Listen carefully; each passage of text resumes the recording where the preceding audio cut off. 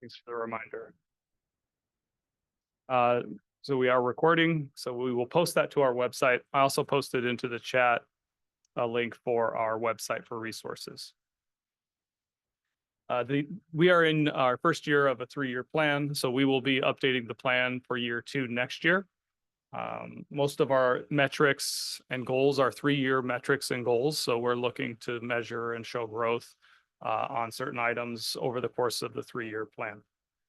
LCAP is an opportunity for local educational agencies to share their stories of how, what, and why they were successful and how they are providing services to meet the local needs of the community.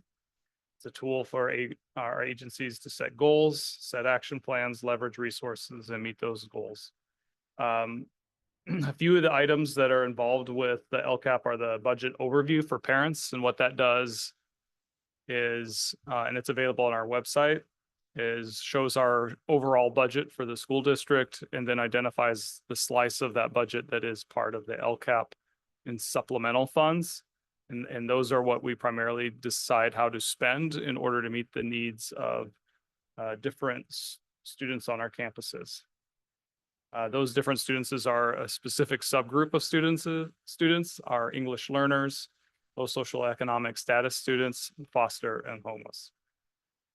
Part of that process and part of the plan is to gather feedback from our educational partners. So everyone here tonight, we meet with our unions, our negotiating groups, also meet with principals and administration, in addition to getting feedback from parents and community on the priorities for the plan.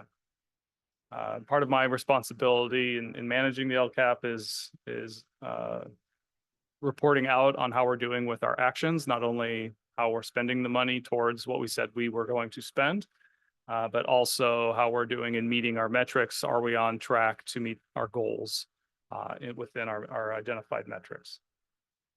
Lastly, part of the LCAP is to increase and improve services for those special populations. So we have to demonstrate to the state and to the county how additional services are being provided with those supplemental funds for our unduplicated count.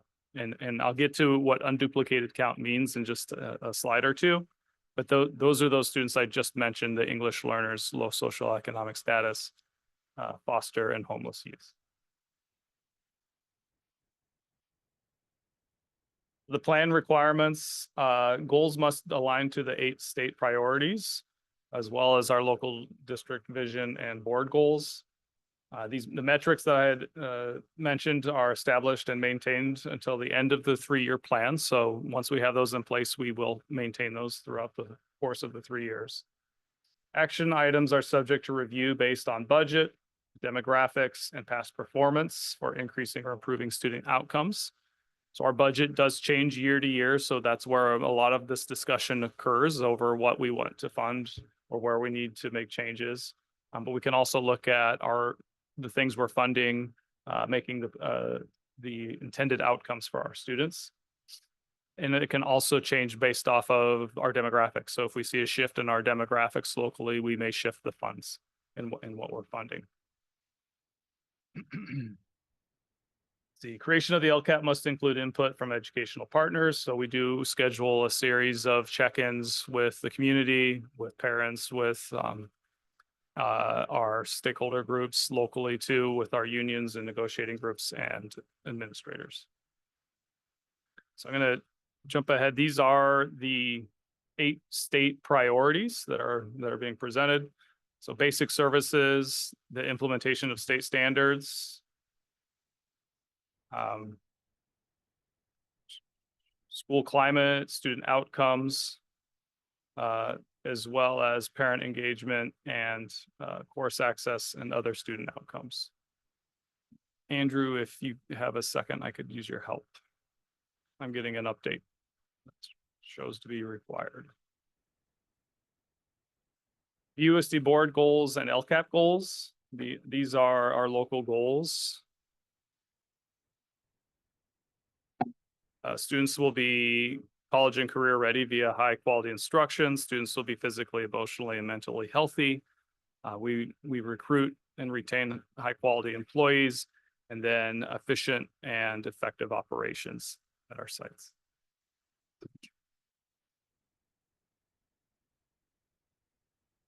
Okay. Okay. We're having a system required update in 9 minutes. So we'll see what happens. I apologize if we lose connection. These are unduplicated students for the district. And this is what drives our funding. This is also where the majority of these funds have to be spent to improve or increase services. You'll see the subgroups that I had mentioned. Also included on this slide is the total enrollment for the school district, as well as the total unduplicated count by grade level. Funding is a little different at each grade level, at each grade band. So we do receive a little more funding for high school students versus an elementary student.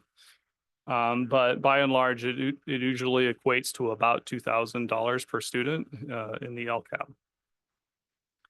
I wanted to point out an area of growth for us. The free and reduced meal program increased since the last snapshot we did last year. So I feel really good about that. That was a priority for us last year, is to really communicate and campaign for more students and families to be familiar with the free and reduced lunch application and understand they may receive free meals regardless of filling out that application, but there's other funding schools receive when those applications are completed. You'll notice it didn't have as much of an intended impact in our total unduplicated count. And that is because of the name of this group. So these students are called unduplicated because they can't be counted more than once. So if a student qualifies as free and reduced meal and is also an English learner, that student still only counts one time for funding purposes. So that total does matter in that we may have students who meet multiple criteria, and those numbers go up in those categories, but our overall number doesn't increase because they meet multiple criteria. So regardless, I'm very happy about our sites and our families that chose to complete that for us. And you can see that we're staying pretty consistent with just a little bit of increase from last year in our total count. So that's good news in that our funding shouldn't be reduced, other than we are seeing an overall decline in enrollment as a district. So that is a consideration that we have to track and keep in mind with our funding for the following school year. Anything you want to add to that?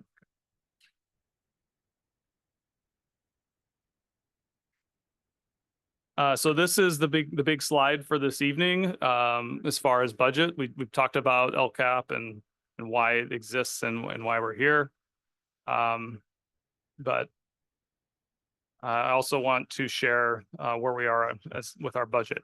And give me one more second. I'm going to assign someone as a co-host just so that we can keep our meeting going if my computer does update. Okay.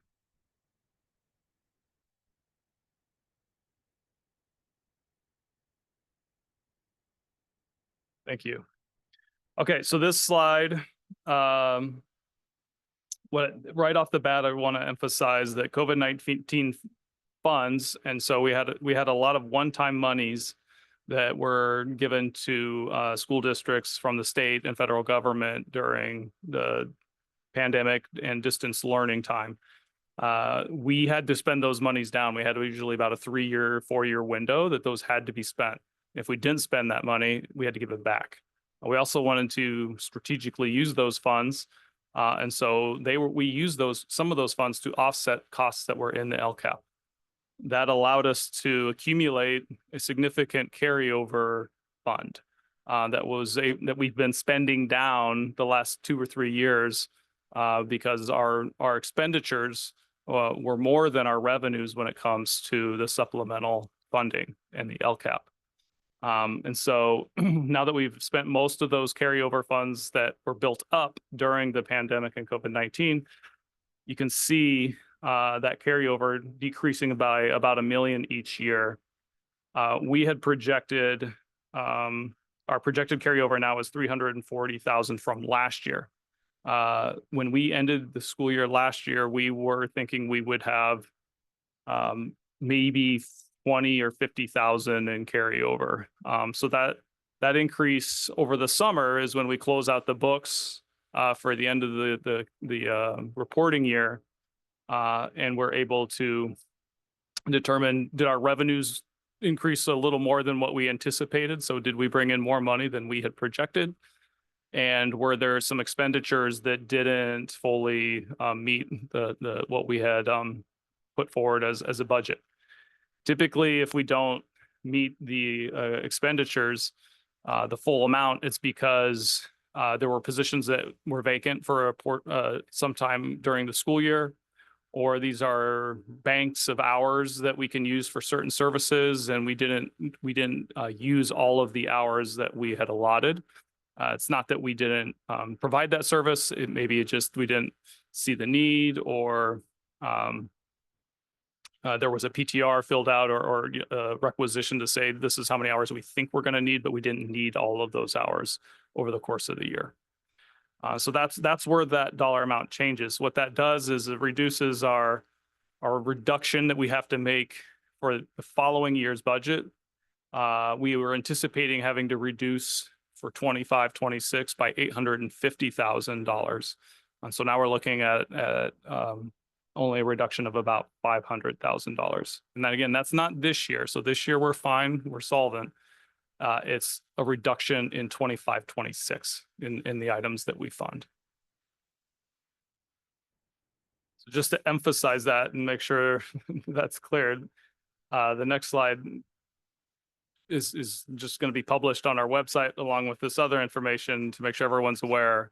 That's still a consideration we're going to have to make this year as we talk through our LCAP and determine what items we want to continue with and where we need to shift pending demographics, funding, and other things. And I know our superintendent has been already thinking about this situation and working with educational partners, so he may have some things to add. Thank you so much. What I'm hoping that our community remembers and realizes is that we spoke to everyone in the community about this exact situation last spring. So last spring, we were already aware that we would have used up all our carryover money that had been accumulating because of those COVID funds that we used to offset the LCAP budget. So it's actually a little bit better scenario than we anticipated. I want to restate what Dr. Anders said.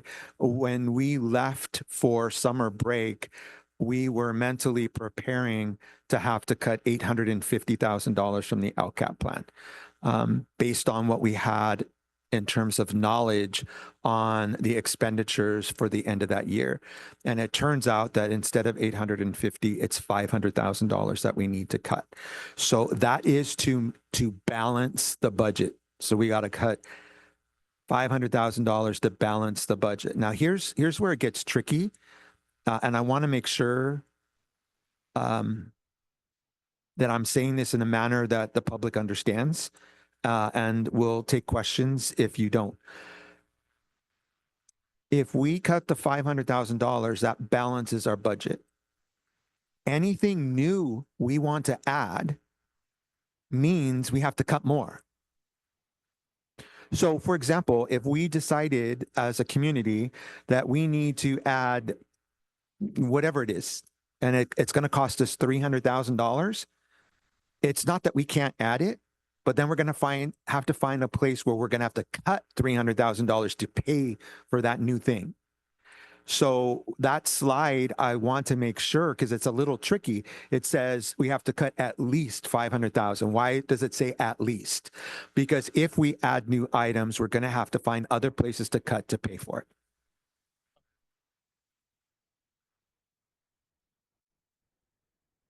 Computer's restarting without my authority to do so. I think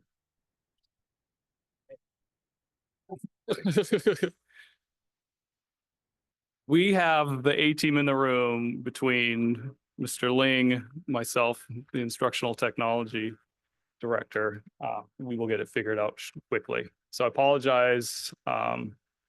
We've lost the presentation on the Zoom meeting as well, I'm assuming. Is that correct? Okay. While we do that, I believe our people at home can unmute to ask a question, or if anybody here has any questions about anything we've presented so far. And again, these slides will be posted to our website, as well as the recording of this meeting will also be published to our school website. So that information can be provided there. The next set of slides, and Eric, I may take you up on the offer since his is restarting too, is on supplemental funding and the items in our LCAP that are specifically funded by the supplemental dollars. We have 4 goals in our LCAP. Goal 1 is to have every student college and career ready. That's our instructional goal. Our second goal in the LCAP is educational services. So this is the wraparound services to serve the whole child, their well-being. Our third goal in our LCAP, and this is the same as our board goals, is around retaining and recruiting high quality staff. And then our fourth goal that really doesn't show in the LCAP with expenditures is about maintaining and improving our facilities and infrastructure. The reason that goal is not, you're not going to see that in the supplemental fund is we don't use any supplemental dollars to support that goal. That goal is strictly general fund dollars to make that happen for our students and families.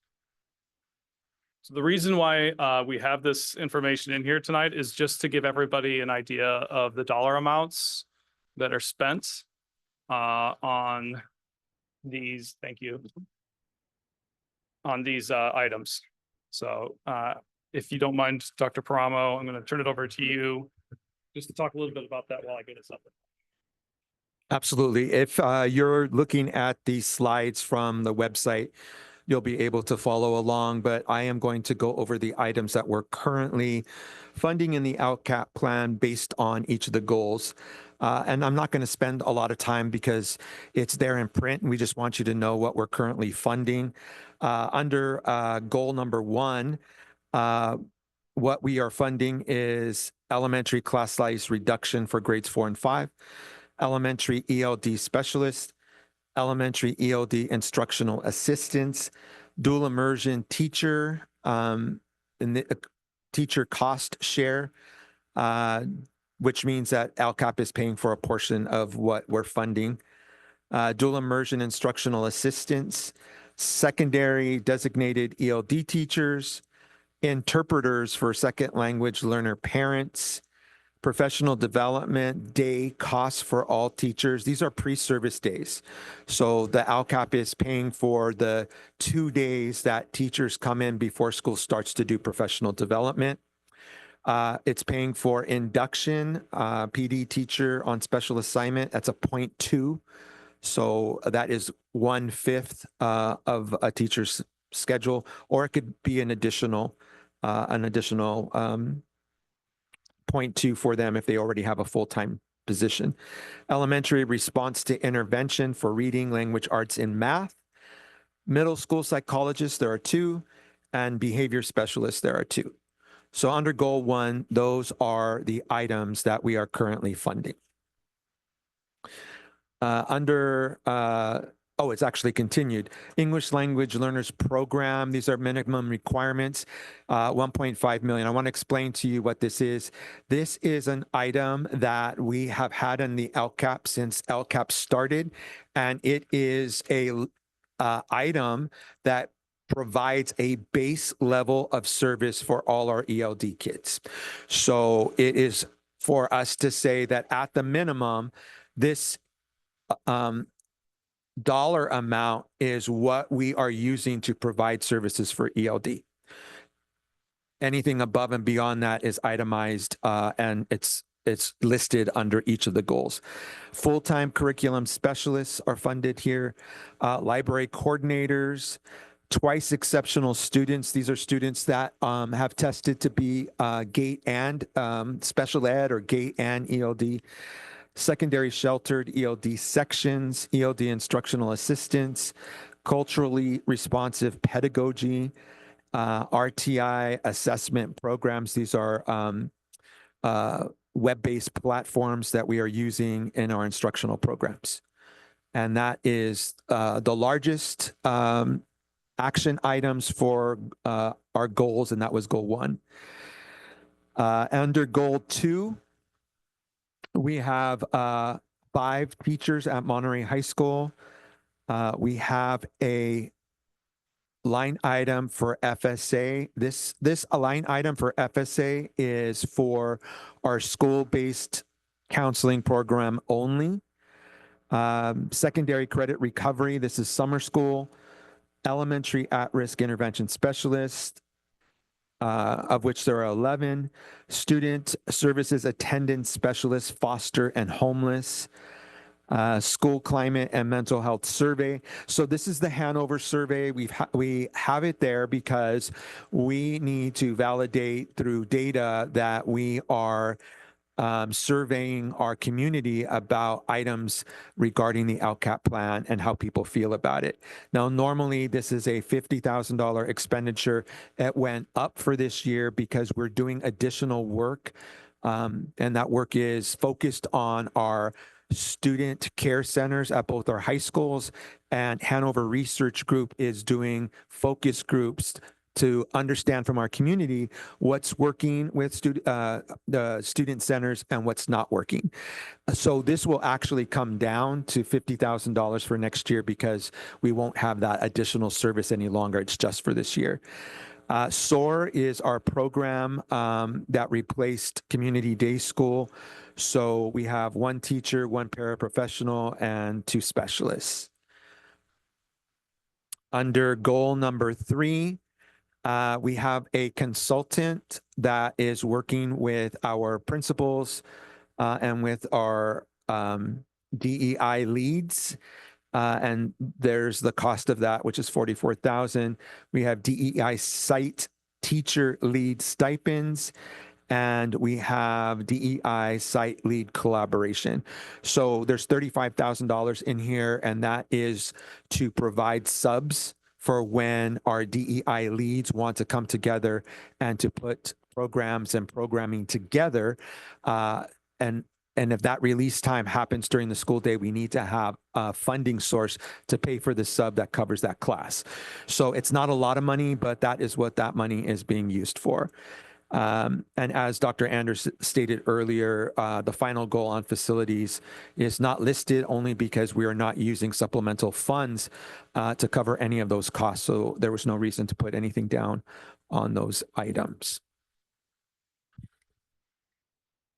So those of you tuning in from home, I appreciate your understanding as we got the presentation back up. What you didn't see is basically what happens at a NASCAR event. We had our tech person come in, swap out devices in the middle of the race, middle of the presentation, and we're back up. So round of applause for Andrew Ling.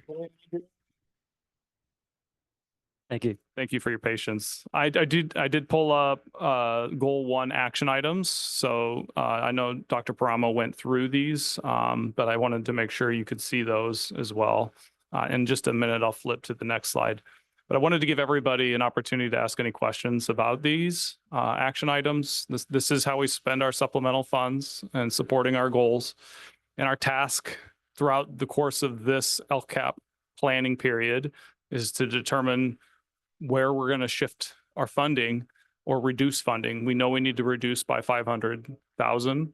And that's hard to do. It's not an easy task because all of these items are essential and they serve a purpose. And we also need to determine, do we need to reduce more than 500,000 so that we can invest in other services or other items in our plan? So that's the task ahead of us. Tonight was just to make sure that everyone knew where we were budget-wise and what this process looks like. So to entertain any questions that anyone may have. Mm-hmm.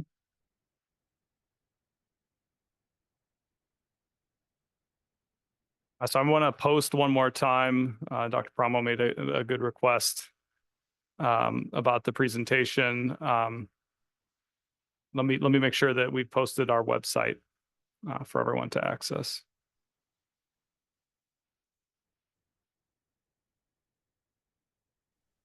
Hi, good evening. This is Britta Maslick, and I just had a question regarding the dual immersion teacher cost share. What percentage of our ELD students are a part of the dual immersion cohorts? About 35%. And so does that correlate to the amount that is allocated for the dual immersion from LCAP, or is that what Yes, ma'am. percentage of it? So the 627,000 represents 35% of the kids that are accessing it. I'm looking at Dr. Knappich and he's telling me yes. Thank you.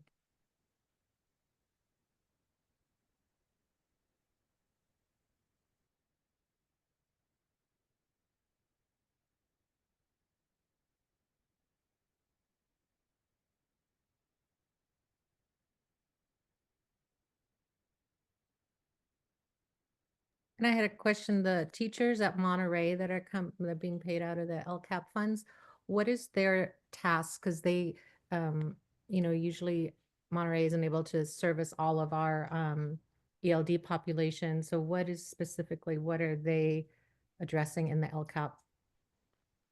That's a really good question. Any student who is at Monterey in one category or another is part of our targeted subgroup. Therefore, it is an appropriate expenditure to pay for the teachers at Monterey through the LCAP plan. And what that has done for us is that it has freed up money in our general fund budget to pay for other things that we can't pay for in the LCAP plan. And we did have a question from the audience, and the question was, what are some things that our stakeholder groups are asking for that is not in the LCAP plan now? And the one that is resonating the most with our elementary principals is behavior interventionists, because what our principals are giving us as feedback is that one of the biggest challenges is with student behaviors and de-escalating student behaviors, and the help of the intervention specialist becomes essential. And they feel like they need more time because they may only have their intervention specialist 2 days or 3 days out of the week instead of having it for 5 days out of the week. So that is something that has come up and has been something that is really resonating with a large group. That was a great question. We had a question here too. Do you mind restating yours, Eric? Oh, he did. I answered it. Okay. Okay.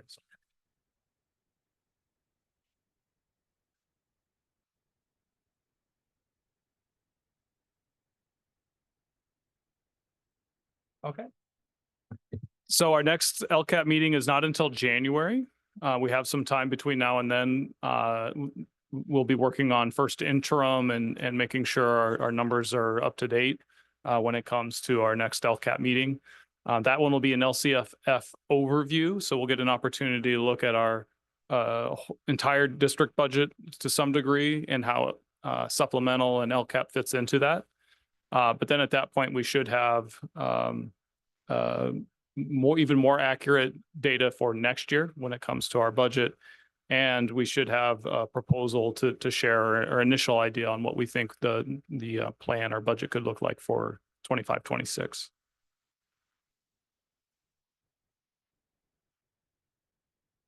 I sent the new one. So we just went, if you haven't been to our website, we just went through a website refresh.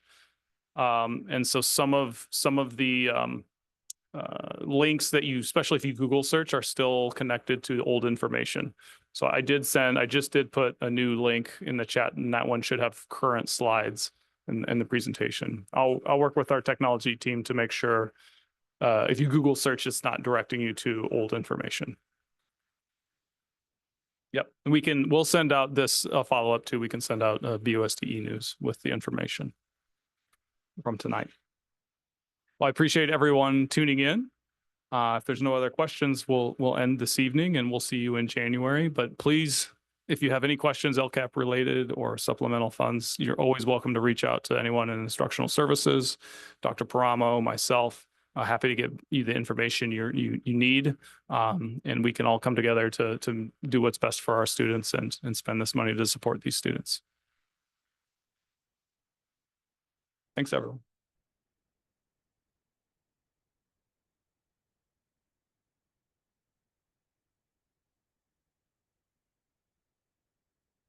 And we'll clarify.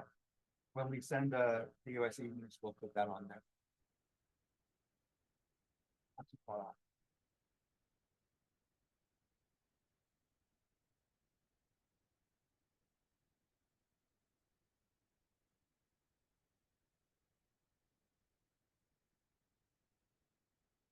It's pretty.